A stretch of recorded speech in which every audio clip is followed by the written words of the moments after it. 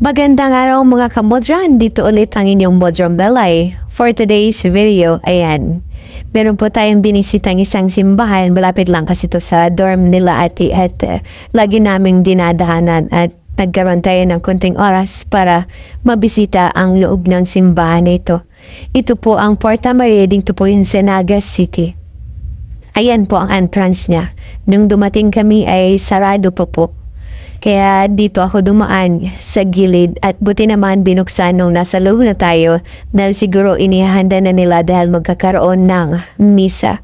Kaya lalabas lang tayo saglit para makita natin yung kanilang entrance. And meron pong dalawang angel, ayan, at meron nag-picture dyan dahil sa konti pa lang yung tao at makikita niyo naman ang ganda ng kanilang altar at ang kanilang ceiling. And first time ko po makapasok sa simbahan na ito. Sino po ba ang malapit dyan sa lugar na ito? And bisitahin nyo ang simbahan na ito at mamangha kayo sa ganda at maliwalas.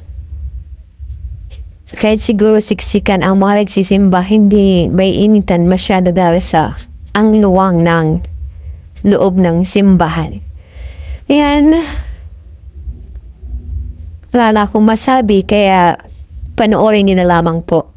Maraming salamat sa walang sawang pagsuporta. Medyo matagal-tagal tayong hindi post ng long form dahil sa nakakatamad at lagi lang naman tayong nagluto at yung mga pinopost ko ay paulit-ulit lang ang ating mga putay sa pagluluto ay hindi ko na binivideo at minsan lang naman tayo lumabas kaya ayan at nakatamad na mag-post ng mga long form dahil sa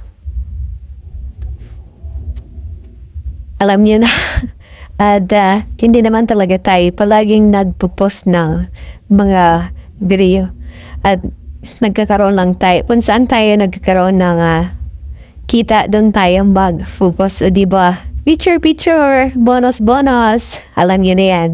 Mga kapwa nating content creator, yan lang po sila ang nakakaalam kung bakit ang iba ay tinatamad na mag-post ng kanilang mga long form. Hanggang sa muli, bye-bye! At hindi na natin maantay yung misa dito dahil sa medyo malayo ang ating uuwian. Ayaw kong gabihin sa daan.